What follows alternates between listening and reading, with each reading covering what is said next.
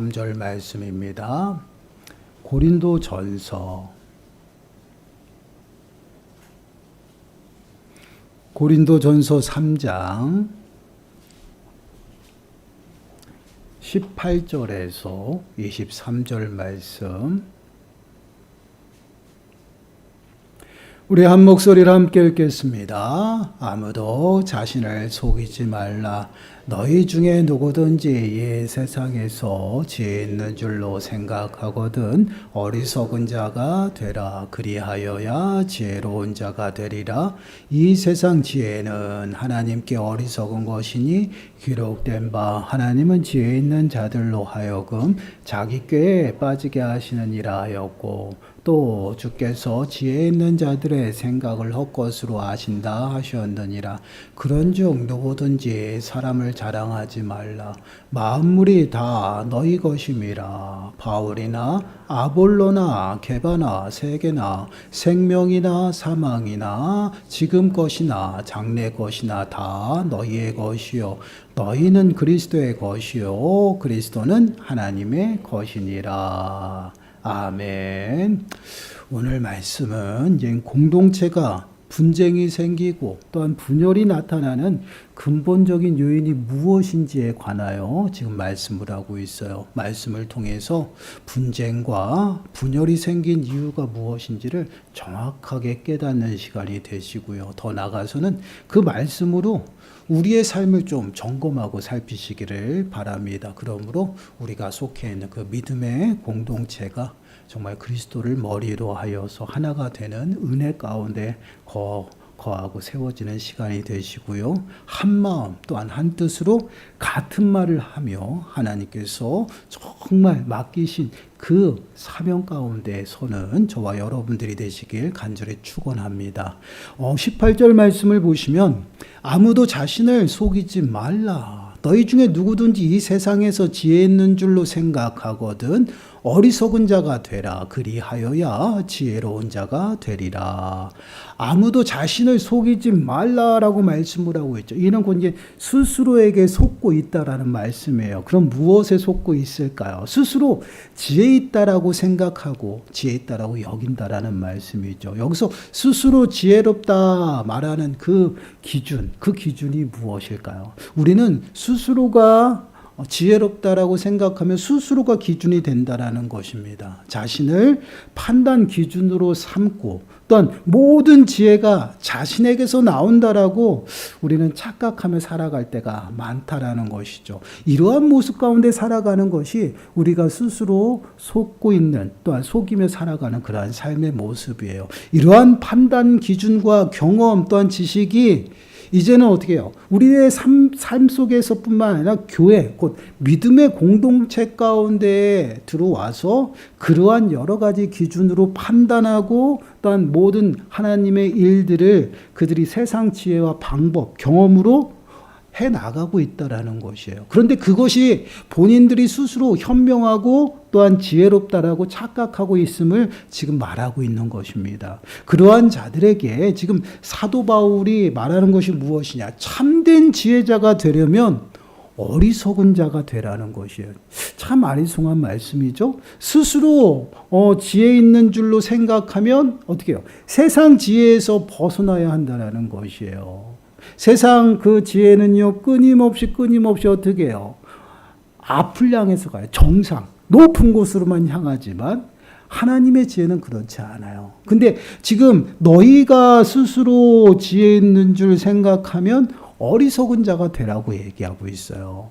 세상이 볼 때는요, 미련하고 어리석은 것이 무엇이냐? 하나님의 지혜예요. 하늘의 지혜라는 것입니다. 그 하나님의 지혜 가운데 나가야지만 너희들이 지혜로운 자가 된다라는 것입니다. 그 이유가 무엇이냐면 참된 그 영적인 지혜를 얻기 위해서는요, 이 땅에 지혜를 부정해야 한다라는 것이에요. 이 땅의 지혜를, 내가 알고 있는 지식이나 여러 가지 지혜를 가지고는 하나님의 일을 깨달을 수가 없어요. 더 나아가서는 하나님의 일을 알아감에 있어서 그것이 무엇이냐? 오히려 방해 요소가 된다라는 것이에요. 여러분, 사도 바울은 그래서 하나님을 알아가는 그 지혜가 가장 고상하고 중요하다고 고백하는 것을 볼 수 있어요. 빌립보서 3장 6절에서 9절 말씀인데 우리 한 목소리 읽어볼까요? 시작. 열심으로 교회를 박해하고 율법의 의로는 흠이 없는 자라. 그러나 무엇이든지 내게 유익하던 것을 내가 그리스도를 위하여 다 해로 여길 뿐더러 또한 모든 것을 해로 여김은 내 주 그리스도 예수를 아는 지식이 가장 고상하기 때문이라. 내가 그를 위하여 모든 것을 잃어버리고 배설물로 여김은 그리스도를 얻고 그 안에서 발견되려 함이니 내가 가진 의는 율법에서 난 것이 아니요 오직 그리스도를 믿음으로 말미암은 것이니 곧 믿음으로 하나님께로부터 난 의라. 지금 사도 바울이 자신이 이제 고백하는 것이에요. 열심으로 박해했던 그의 모습이에요. 율법에 그 능통하여 아무 흠도 없었던 게 바로 사도 바울인데 다메섹 도상에서 예수님을 만나고 나서 그는 어떠한 모습이 나타나요? 세상의 여러 가지 그 지식과 율법을 알고 있는 모든 지혜 지식들이 예수 그리스도를 알아가는 데 있어서 해가 된다라는 것이에요. 그 이유는 그 예수 그리스도를 알아가는 지식에 그것으로는 예수 그리스도를 알 수 없기 때문에 그래요. 영적인 일은 영의 생각으로 영을 통해서만 알 수 있기 때문에 그 모든 것들을 해로 여긴다라는 것이에요. 더 나아가서 배설물로 여긴다라고 고백하고 있어요. 이렇게 세상의 지혜와 하나님의 지혜는요 하나가 될 수가 없습니다. 그래서 세상의 지혜로는 하나님의 일을 알 수 없어요. 이것을 더 구체적으로 얘기하면요, 믿음의 공동체에서 하나님의 일을 해감에 있어서 세상의 경험과 지혜와 지식으로 그 믿음의 공동체가 흘러가서는 안 된다라는 것이에요. 그 믿음의 공동체 안에서 이루어지는 모든 것들은 하늘의 지혜, 하나님의 방법으로 모든 것이 이루어져야지 세상의 지혜가 그 믿음의 공동체에 들어가서 그 믿음의 공동체의 여러 가지 일들을 판단하고 또한 그것을 기준 삼아 한다라면요, 그것은 결코 하나님의 일과 어떻게 충돌이 난다라는 것이에요. 그래서 지금 사도 바울은 뭐 했어요? 모든 것을 배설물로 여기는 것이에요. 무엇 때문에? 예수 그리스도를 아는 그 지식, 믿음으로 얻은 하나님께로부터 난 그 지혜가 가장 고상하기 때문에 그 어떠한 세상의 여러 가지 것들이 아무 쓸모가 없다라는 것이죠. 이것이 바로 사도 바울의 고백이에요. 한번 저희들이 묵상해 보세요. 세상에서 말하는 것은요, 끊임없이 어떻게 높아지는 것이에요. 높은 자리에 있어야지 성공했다라고 이야기합니다. 그리고 많은 사람보다 더 어떻게 해요? 많이 알고 척해야지만 그 사람이 지혜로운 것 같아요. 그리고 내가 힘이 있어야지 그 사람 위에서 군림한다라고 생각해요. 그러다 보니 어때요? 좀 나이가 어리면 어떻게 해요? 밑에 사람으로 취급하고 막 어떻게 해요?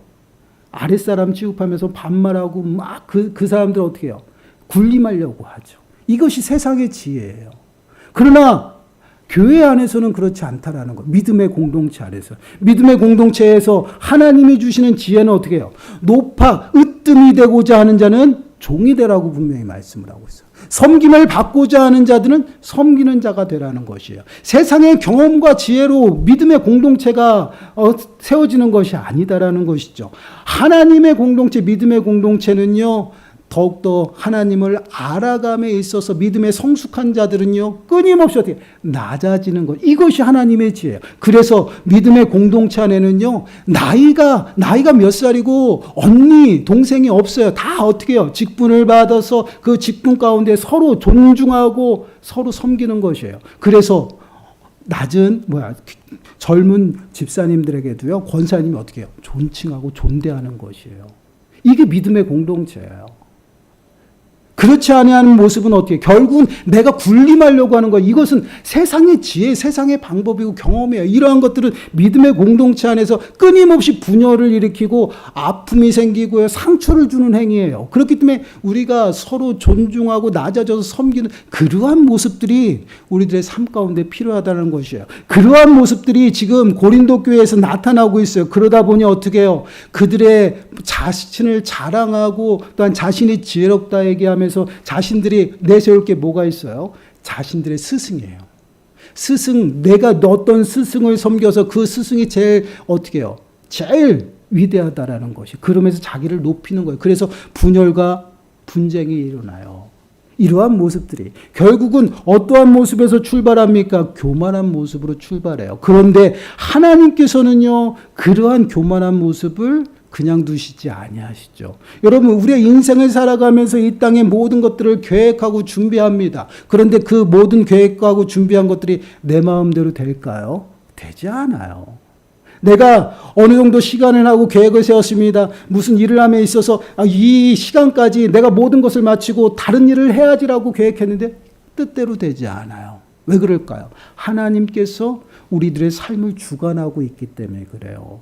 나의 삶의 주관자가 여호와 하나님이기 때문에 하나님이 허락하셔야 되는 허락하신 그 환경만을 내가 누리고 그 환경에 살아간다라는 것이에요. 그래서 때로는 하나님께서는요, 내가 지혜롭고 지혜로운 척하는 자들을요, 그 꾀에 넘어가도록 만드신다라는 것이에요. 여러분 19절 말씀 보세요. 19절 말씀을 보시면 이 세상 지혜는 하나님께 어리석은 것이니 기록된 바 하나님은 지혜 있는 자들로 하여금 자기 꾀에 빠지게 하시는 이라 하였고, 이 세상의 지혜는 하나님께 뭐예요? 어리석은 것이다. 여러분, 이 말씀은요, 우리가 좀 마음에 새겨야 돼요. 우리가 지혜롭다라고 이야기를 하잖아요. 그리고 힘이 있다라고 하잖아요. 그런데 하나님 앞에 서면은요, 우리는 그 지혜가 아니에요. 엄청 어리석은 모습이에요. 하나님께서 이 땅을 만드셨습니다. 이 땅을 만드시고 사람을 흙으로 취하여서 흙으로 만들었다라고 이야기를 하죠. 근데 그 흙이라는 그 단어가 티끌이에요. 티끌. 여러분, 티끌 같은 인생이 우리 인생이 얼마나 보잘것없고 하찮은. 그러니까 하나님이 보실 때는 굉장히 우스운 것이에요. 그래서 시편 2편 4절 말씀을 보시면요, 하늘에 계신 이가 우스심이요 주께서 그들을 비웃으시리로다. 내가 한 나라의 왕이 되어서 군림하고 그 나라 가운데서 힘으로써 누르고 또한 그 많은 지혜를 가지고 모든 것을 행하지만 하나님이 비웃고 계시다라는 것이에요. 왜요? 어리석거든요. 이것이 바로 이 땅 가운데 살아가는 우리 인생들의 모습이에요. 근데 우리는 바둥바둥거리며 살죠. 왜요? 더 나은, 또한 더 많은 것을 취하려고. 그래서 끊임없이 계획하고 세상의 많은 것들을 취하고 잡으려고 합니다. 그리고 군림하려고 하죠. 세상의 방법으로. 그러나 그것들이 다 하나님 보시기에 어리석고, 더 나가서는 그 모든 꾀에 우리가 넘어지도록 하나님께서 하시네.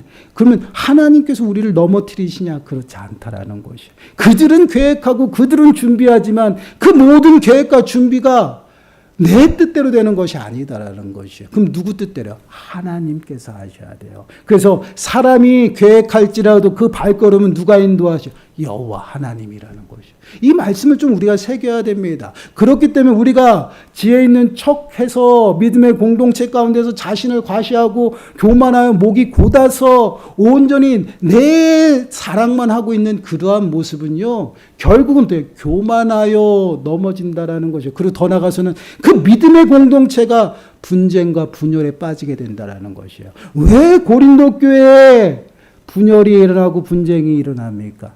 자신을 자랑해서 그래요. 자신을 자랑하는 교만 가운데 있고, 내가 지혜 있다라고 스스로 착각하고요. 내가 힘 있다라고 스스로 착각해요.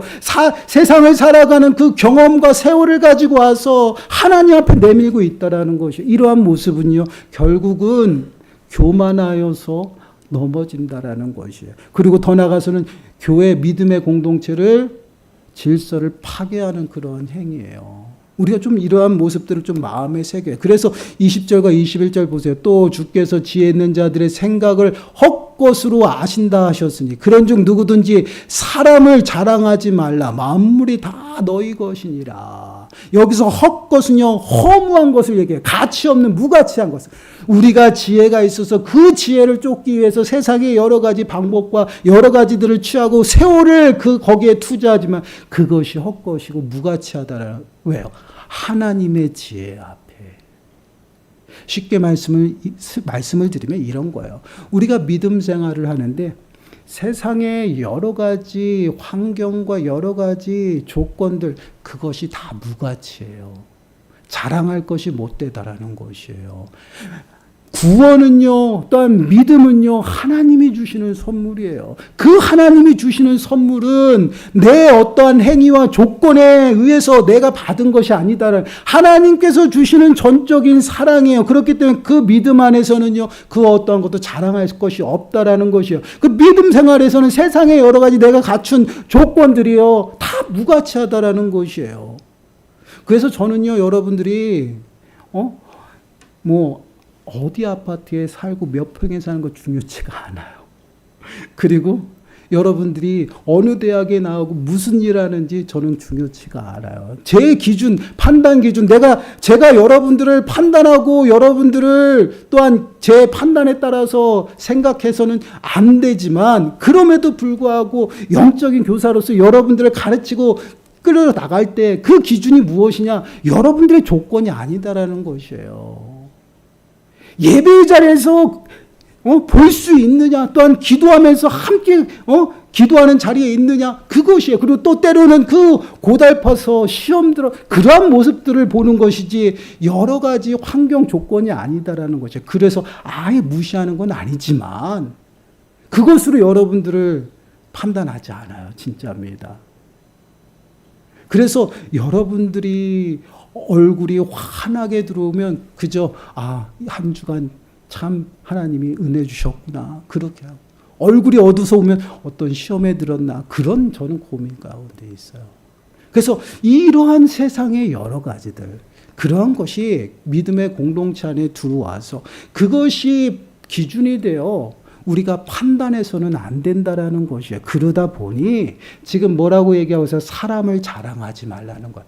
어떠한 조건이나 환경을 나타내는 것이 아니다라는 것이에요. 오직 믿음의 공동체는요, 누구의 것이에요? 예수 그리스도입니다. 예수 그리스도의 핏부림으로 말미암아 교회가 세워진 것이고요. 그 교회 또한 예수 그리스도 그 자체도 여호와의 것이다라는 것이에요.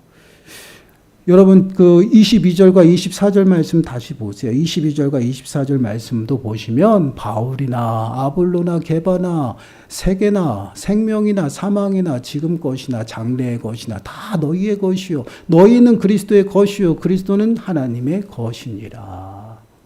내 것이 하나도 없어요. 우리 또한 그리스도의 것이고 그리스도 또한 하나님의 것이에요. 모든 것의 삶의 주인이 무엇이에요? 여호와 하나님이다라는 것이에요. 그 하나님 외에는 자랑할 것이 없다라는 것이에요. 이것이 우리들의 삶의 모습이에요. 세상의 그 모든 것들은요, 오직 무엇이에요? 허무하고 무가치예요. 그래서 여러분 시편 94편 11절 말씀을 보면 여호와께서는 사람의 생각이 허무함을 아시느니라. 무가치하고 헛것이다라는 것이에요. 그래서 우리가 하나님을 알아가고 하나님 앞에 설 때는요, 나를 부정하는 것이에요. 예수님께서 나를 따라오려거든 너희 십자가를 지고 나를 따르라는 거예요. 너 자신을 부정하라는 것이에요. 나를 죽이고 나는 없고 오직 여호와 하나님. 왜 그렇습니까? 예수 그리스도로 말미암아 우리는 속량받았어요. 값을 지불하고 우리를 사셨어요. 주인이 누구예요? 예수 그리스도예요. 예수 그리스도는 또 누구의 것? 하나님의 것이야. 그렇기 때문에 우리는 자랑할 것이 없다라는 것이. 그래서 믿음의 공동체 안에 부름받고 믿음 생활하는 사람들은요, 누구 말을 자랑해? 예수 그리스도 말을 자랑하는 것이에요. 그래서 믿음의 공동체 안에서 세상의 여러 가지들을 교제하는 것이 아니에요. 성도의 교제는요, 참아시면서 세상에 내가 가진 것들을 자랑하는 것이 아니라 하나님이 이렇게 일하셨고 하나님을 자랑하는 것이 하나님이 이렇게 하셨고 그 하나님을 내가 소망하면 나도 그 하나님을 만나고 그 하나님을 고백하는 것이에요. 그러므로 점점점 어떻게 해요? 시험 든 성도들이 있으면 함께 끌고 함께 믿음으로 가는 것이에요. 그래서 믿음의 공동체가 굉장히 중요한 것이에요. 그런데 믿음의 공동체 안에서 자신을 자랑하고 있다라는 것이에요. 사람을 자랑하고 있다라는 것이에요. 그리고 자신이 교만하여 자기의 힘을 또한 자신의 인맥들을 자랑하며 과시하고 교만해서요. 그러다 보니 어떻게 분열이 일어나고 분쟁이 일어난다라는 것이에요. 여러분 에베소서 2장 8절과 9절 말씀을 보시면요. 분명하게 말씀을 하고 있어요. 우리 한 목소리 읽어볼까요? 시작. 너희는 그 은혜에 의하여 믿음으로 말미암아 구원을 받았으니 이것은 너희에게서 난 것이 아니요 하나님의 선물이라. 행위에서 난 것이 아니니 이는 누구든지 자랑하지 못하게 함이라. 아멘. 저는 이 9절 말씀이 너무나도 은혜가 돼요. 우리의 행위에 따라서 믿음을 받고 또 행위에 따라서 구원을 받는다라면요, 우리 모두는요 자기의 목소리를 냈을 거예요. 하나님이 우리를 너무나도 잘 알죠. 죄된 우리 인생들을 너무나도 잘 아시는 분이 하나님이. 그래서 모든 것을 하나님의 은혜로 전적으로 믿음까지도, 믿음으로 말미암아 구원에 이르는데 그 믿음까지도 하나님께서 선물로 주셔서 그 어떠한 행위의 조건에 따라서 구원받는 것이 아니라 아무 행위 없이 하나님의 전적인 은혜로 구원받고, 그러므로 그 행위나 모든 것을 자랑할 것이 없다라는 거예요. 그래서 사람을 자랑하면 안 돼요. 내 지혜를 자랑해서도 안 돼요. 그리고 내 힘과 세상의 여러 가지 지식들, 지혜들을 자랑하면 안 됩니다. 그러는 순간부터 뭐가 나타나요? 분열이 생기는 거예요. 분쟁이 나타나요. 왜요? 여러분, 우리 사람은요, 예수 그리스도를 믿음으로 고백하고 거듭났음에도 불구하고요, 지는 것을 싫어해요. 지는 것을 싫어해요. 지는 거 좋아하는 사람이 있으면 한번 손 들어보세요. 지는 거 절대 싫어해요. 내 신앙생활도, 내 은사도, 또 내 믿음도요, 더 어떻게 해요? 다른 사람보다 더 좋아야 돼요. 그래서 믿음을 자랑해요. 그게 우리 죄성이에요. 내가 더 믿음 생활 더 잘하고, 내가 헌금 더 많이 하고, 내가 헌신 더 많이 하고, 내가 봉사 더 많이 하고, 막 자랑하고 있어요. 그러다 보니 어떻게 해요?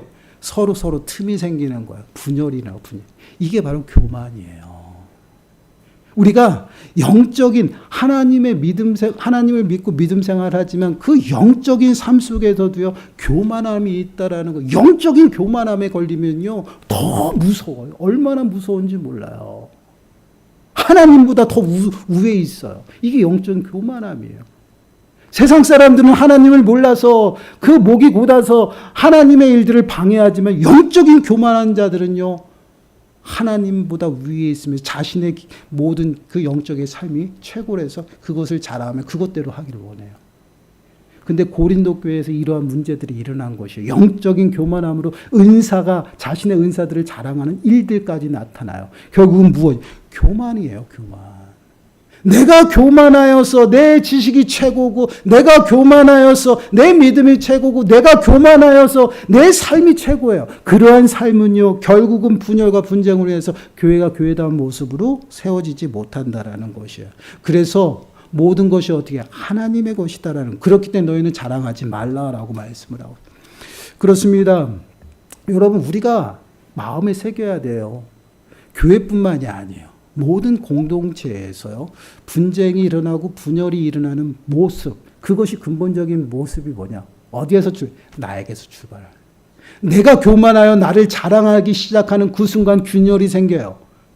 그 순간부터 어떻게 해요? 서로가 어떻게 해요? 분열이 생기고 서로를 자랑하게 됩니다. 지지 않으려고 해요. 그러한 모습은 목이 곧아서 결국은 세상 지혜를 가지고, 경험을 가지고, 세월을 가지고 그것을 군림하려고 해요. 그러한 모습은 결국은 넘어지는 그러한 모습 가운데 서게 됩니다. 그러한 모습은 하나님이 기뻐하시는 그러한 모습이 아니에요. 우리가 믿음 생활하면서 또한 믿음의 공동체로 부르심을 받은 것은요, 우리 개인에 의해서 부른 것이 아니에요. 하나님의 것이에요. 하나님의 것. 하나님의 영광을 위해 살아가라는 것이에요. 그래서 우리가 구원받았다라는 것은 하나님의 거룩한 소유가 되었다라는 것. 이제는 내 생각과 방법대로, 또한 내 지혜로 살아가는 것이 아니에요. 이제 주인의 생각과 주인의 방법대로, 주인의 뜻대로 살아가는 인생이 되었습니다. 이것이 새로운 삶의 모습이에요. 이전 것은 지나갔으니 보라 새 것이 되었도다.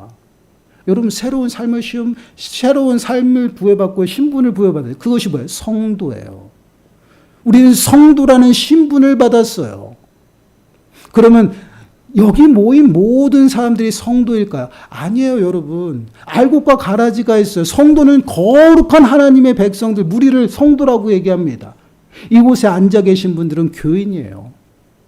무슨 얘기인 줄 알죠? 교인입니다. 교인일 뿐 성도가 누구인지 몰라요. 마지막 때 주님이 오시는 그때에 알곡과 가라지가 갈라지죠. 주님이 오시는 그때는 어떤 때요? 추수예요, 추수. 이제는 알곡을 걷어서 곡간에 드리는 그때라는 것이에요. 그래서 알곡 믿는 자들을 어떻게 해요? 다 거두는 그 시기예요. 심판의 때가 아니다라는 얘기예요. 여러분 꼭 기억하셔야 돼요. 마지막 때는 믿는 자들을 하나님 그 혼인잔치에 드리는 그 시간이에요. 그 시간에 들어가지 못하는 자는 어떻게 해요? 가라지예요. 그 가라지는 어떻게 해요? 문이 닫혀 있는 그곳에서 어둠 가운데서 이를 갈며 슬피 우는 것이에요. 이것이 추수의 모습. 우리가 열매를 거둘 추수일 때 어떻게 합니까? 알곡을 다 거두잖아요. 그게 추수라는 것이에요. 마지막 때는 추수 때입니다. 그 추수 때는요, 성도들이 하나님 나라에 들어가는 그 시간입니다. 그때를 바라보며 살아가는 것이에요. 그 삶을 살아가는 우리는요, 아무것도 내 것을 내세울 수가 없다라는 것이에요. 오직 누구를 위해 살아요? 주를 위해 살아가요. 이 말씀을 새기지 않으면 우리는 점점점 교만해질 수밖에 없어요. 여러분 로마서 14장 8절 말씀입니다. 우리 한 목소리 읽어볼까요? 시작. 우리가 살아도 주를 위하여 살고 죽어도 주를 위하여 죽나니 그러므로 사나 죽으나 우리가 주의 것이로다. 우리가 누구의 것이야? 주의 것이에요. 그래서 내 것을 자랑할 수가 없어요. 내 것을 나타낼 수가 없어요. 우리가 살아가는 이 땅의 삶의 목적, 하나님의 영광을 위한 것이에요. 그 영광을 위해 살아가도록 믿음의 공동체로 부르셨고 믿음의 공동체 가운데서 진리의 터와 기둥으로 세워져서 온전히 자라나는 것이에요. 그리스도의 장성한 분량을 갖고 언제까지요? 주님이 오시는 그때까지. 그 안에서 하나님의 교회로서 부른 우리 모든 심령들이 이제는 어떻게 해요? 하나님의 영광을 위해서 하나님이 주신 그 사명을 감당하는 것이에요. 나는 없어요. 오직 예수 그리스도만 있는 것이에요. 그래서 예수 그리스도만을 전하고 예수 그리스도만을 자랑하는 그런 믿음의 공동체라는 것이에요. 사랑하는 여러분, 우리가 늘 마음에 새기시고요. 내가 교만하여서 나를 자랑하는 순간부터 믿음의 공동체는 그때부터 균열이 생깁니다. 그리고 교회는요, 세상의 경험과 세상의 방법, 내 생각으로 생활하는 것이 아니에요. 나는 없어요. 오직 예수 그리스도. 세상의 방법은 높아지는 것이지만 하나님의 방법은요, 낮아지는 것입니다.